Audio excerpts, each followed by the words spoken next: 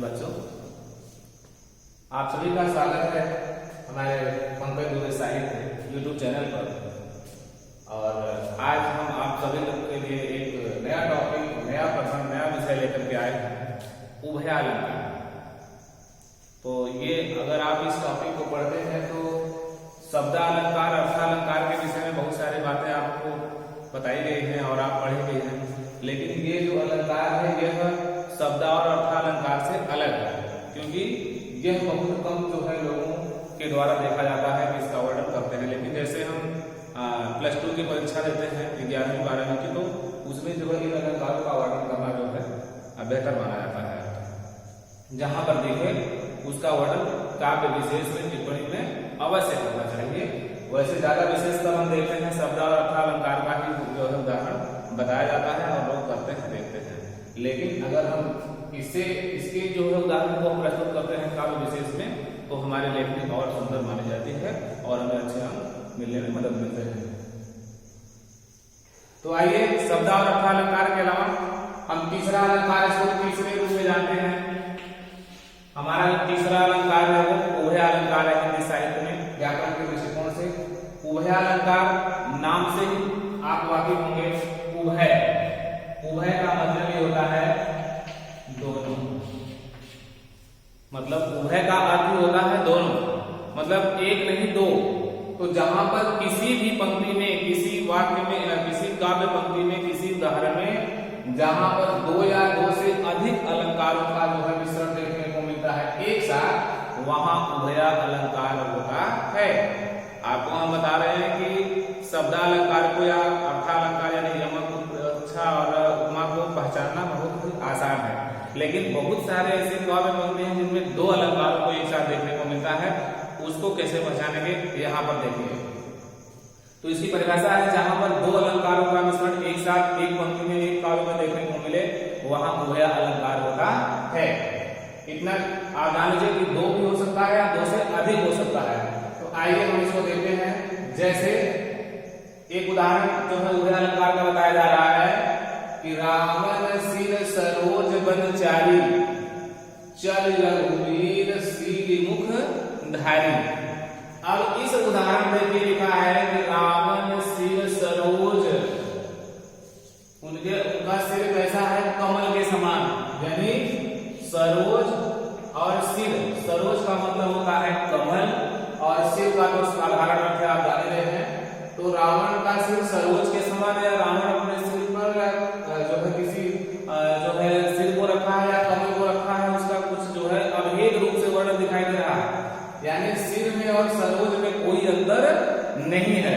तो आपको पहले ही बताया गया था कि जहां पर किसी वस्तु की या किसी उपमेय का उपमान से अभेद रूप से वर्णन किया जाता है, वहां पर रूपक अलंकार होता है। तो आपको छात्रों को मैं बताना चाह रहा हूं, साथियों को, कि सिर सरोज अर्थात रूपक अलंकार होगा। और इसी के आगे है चल रघुवीर सीली मुख धारी। अब यहाँ पर एक शब्द लिखा गया है सीली मुख। सीली मुख का मतलब होता है एक भ्रमर और एक होता है बाण, जो तीर धनुष चलाया जाता है। तो सीली मुख को हम भ्रमर से भी जानते हैं और बाण से भी जानते हैं। और यहाँ पर अभेद रूप है जो रूपक अलंकार है। यहाँ पर एक शब्द के दो अर्थ हैं, यानी शब्द एक अर्थ अनेक कहते हैं श्लेष। आपको पहले मैं श्लेष अलंकार के उदाहरण को बता चुका हूं और आप पढ़ भी चुके हैं। तो यहाँ पर सीली मुख से श्लेष अलंकार देखने को मिलता है। अतः स्पष्ट होता है कि इन पंक्तियों में एक साथ दो अलंकार का समावेश हुआ है। इसलिए यह जो है कौन सा है अलंकार? उभयालंकार हुआ। परिभाषा के अनुसार जो है इसको प्रमाणित किया गया, स्पष्ट भी देखने को मिल रहा है। अब देखिए, अब हम परिभाषा को जान गए, इसके उदाहरण को जान गए। अब इसके आगे हम क्या देखेंगे? उभयालंकार के भेद। जैसे शब्दालंकार के कई भेद थे, अर्थालंकार के सैकड़ों जो है भेद होते हैं, उसी प्रकार से उभयालंकार के जो भेद हैं, इसके मुख्य 3 भेद देखने को मिलते हैं। हिंदी साहित्यकारों ने बताया है, जैसे पृथ्वीनाथ पांडे की किताब में भोलेनाथ तिवारी के अनुसार जो है आपको देखने को मिलेगा, आप देख सकते हैं। तो उभयालंकार के भेद, ये प्रकार के होते हैं, आइए हम आपके सामने प्रस्तुत कर रहे हैं। पहला है संकर अलंकार। आपको हम बताए हैं, पहले आप पढ़ भी चुके हैं। संकर शब्द क्या होता है साथियों? जहां पर बड़ा स होता है, अनुस्वार लगा होता है, ये शिव जी होते हैं, भगवान शिव की पूजा जो करते हैं उसे हम शंकर जी के नाम से जानते हैं।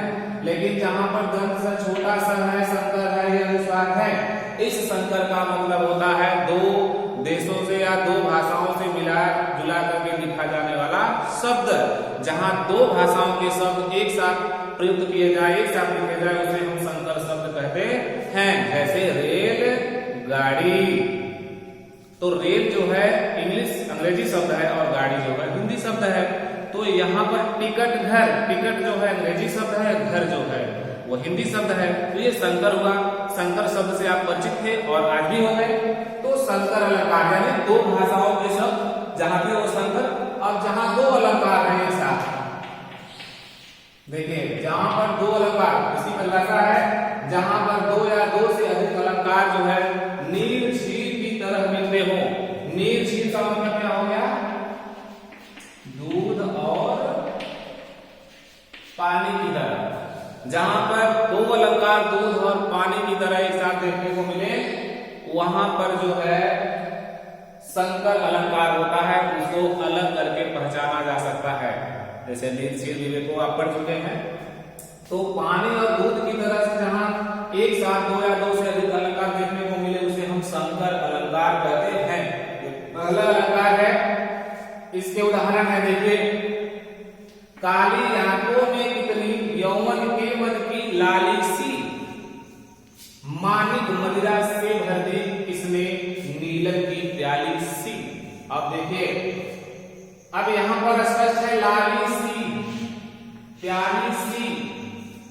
आपको पहले भी बताया गया था उपमा अलंकार, जहां पर उपमेय में उपमान की समानता व्यक्त की जाती पर पात सरस मंडोला चांद सा मुखड़ा, और जो है चांद जैसे मुखड़े पर बिंदिया सितारा। तो जैसे सासी फूल सी बच्ची, तो सासी से जैसे देखने को मिले, वहां पर कौन सा अलंकार होता है? उपमा अलंकार होता है। ये अपने आप स्पष्ट हो गया कि यहाँ जो है नीलम की प्याली सी, प्याली कैसी है? नीलम के समान है, प्याली सी। तो यहाँ स्पष्ट हो गया कि जो है लाली सी और प्याली सी के उपमा अलंकार देखने को मिल रहा है। और यहाँ पर लिखा है काली आंखों में, नायक का या नायिका की आंखें कैसी हैं? काली हैं। मतलब आंखों का काला होना, यह अभेद रूप से वर्णन देखने को मिल रहा है। कोई भेद इसमें नहीं देखा जा रहा है। उसकी आंखें कैसी है? नायिका की काली है या नायक की।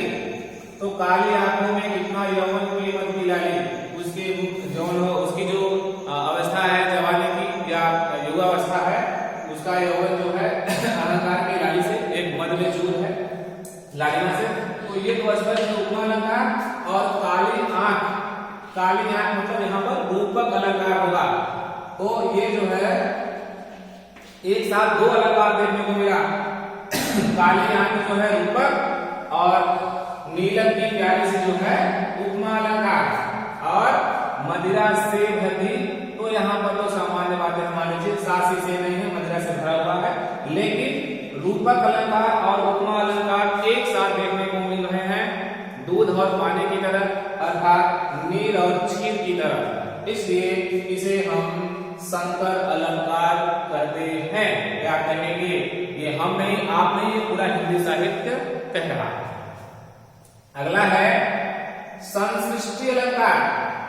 अब देखिए दूसरा अलंकार जो है ये संसृष्टि अलंकार है, जहां पर दो अलंकार मिलकर अस्पष्ट हो, अर्थात जहां पर दो अलंकार जो है मिल करके अस्पष्ट होते हो, उसे हम संसृष्टि अलंकार कहते हैं। माफ कीजिएगा, मैं शायद पहले आपको तीन अलंकार बता दिया था उपमा अलंकार के, लेकिन उपमा अलंकार के मात्र दो ही भेद मुख्य माने जाते हैं। गौड़ रूप में तीन चार और भी हैं, लेकिन मुख्य रूप से दो ही अलंकार है, एक संकर है और दूसरा जो है संसृष्टि अलंकार है। तो जहां पर दो अलंकार मिल करके भी अस्पष्ट हो जाते हैं, अर्थात एक ये है और एक दूसरी वस्तु है, दोनों मिल जाते हैं लेकिन फिर भी वो अस्पष्ट हो जाते हैं। किस प्रकार से? खिचड़ी की तरह से। यहां पर इसको हम समझ जाएंगे कैसे? खिचड़ी यानी चावल और दाल। जिस प्रकार चावल और दाल को मिलाकर के खिचड़ी बनाई जाती है और खिचड़ी बन जाने के बाद, बना लेने के बाद भी उसको पहचाना जा सकता है, उसको स्पष्ट रूप से देख सकते हैं कि ये चने की दाल है या मटर की दाल है और ये चावल है जिसको हम पानी में जो है मिला करके पकाए हैं।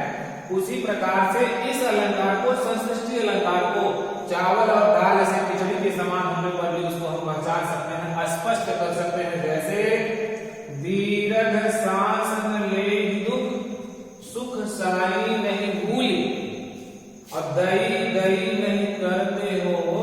दई दई क्यों करते होगा? यहां पर दई दई सो कबूल। तो यहां पर लिखा है दीर्घ सांस। तो दीर्घ, मैं आपको बताऊं कि जहां पर एक शब्द एक बार हो या दो बार हो, कई बार हो, लेकिन उसके अर्थ जो है भिन्न हो, जहां पर एक शब्द एक बार या कई बार आए हो लेकिन उसके अर्थ जो है भिन्न हो, तो वहां पर जो है श्लेष अलंकार होता है।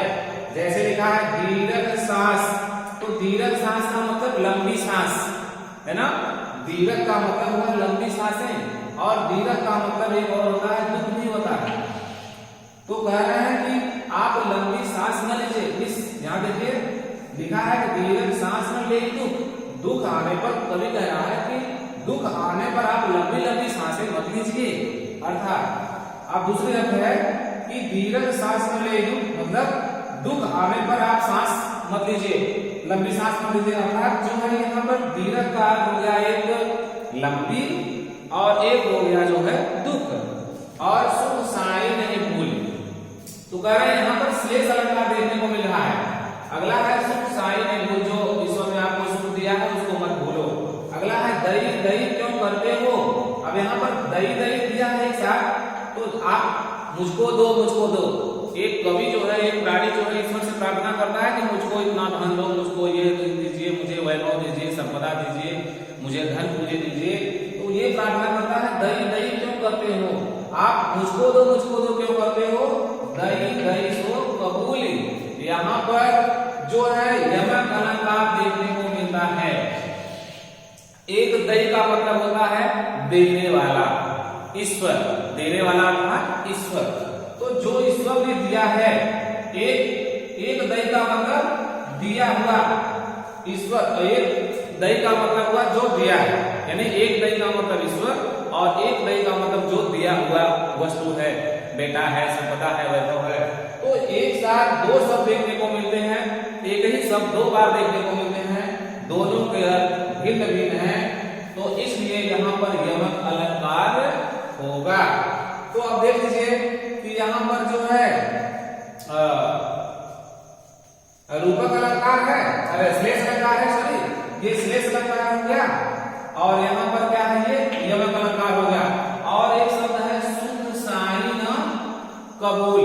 सुख साई नहीं कबूल, जहां पर एक शब्द में या एक वाक्य में, एक पंक्ति में कोई अक्षर दो बार आए, वहां पर जो है छह का अनुप्रास होता है। अनुप्रास अलंकार के अंगों में बताया गया है कि जब किसी वाक्य में कोई वर्ण दो बार आता है, केवल दो बार आता है, वहां पर छह का अनुप्रास होता है। तो ये स और स यहाँ पर दो बार आया है, तो यहाँ पर जो है क्या होगा, छह का अनुप्रास होगा। तो एक साथ देखने को मिल रहा है तो ये छह का अनुप्रास और ये यमक अलंकार। अगर इसको हम छोड़ भी देते हैं तो यहाँ पर यमक और जो है ये छह का अनुप्रास एक साथ देखने को मिलता है। अर्थात ये जो है उभया अलंकार के उदाहरण स्पष्ट होते हैं। इसके अलावा अगर कहीं आपको मिल जाते हैं तो यहाँ पर भी सांस है, एक साथ दोनों आया है, लेकिन इस पंक्ति, इस कामा के बाद, इस विराम के पहले आ गया है ये स और ये स एक साथ जो है आए हैं। तो ये भी छह का अनुप्रास हुआ, ये भी छह का अनुप्रास हुआ, और ये जो है यमक अलंकार हुआ, ये जो है श्लेष अलंकार हुआ। अर्थात यहाँ पर दो तीन अलंकार एक साथ देखने को मिलते हैं खिचड़ी के समान। इस प्रकार से चावल और दाल और नमक मिलाकर के खिचड़ी बनाते हैं पानी में, उसी प्रकार कई अलंकार एक नए अलंकार की सृष्टि करता है। मुझे उम्मीद है कि आपको ये उभयालंकार समझ में आया होगा। साथ ही शब्द अलंकार, अर्थ अलंकार आपने पढ़ा है। मैं उम्मीद करता हूँ कि आप इस अलंकार के बारे में अध्ययन करेंगे, पढ़ेंगे और आने वाले परीक्षाओं में इसका जो है निष्कर्ष आप अपने स्पष्टीकरण में अवश्य देंगे। हम जल्द ही नए वीडियो के साथ, नए प्रकरण के साथ आपसे मिलने के लिए आते हैं। तब तक के लिए धन्यवाद।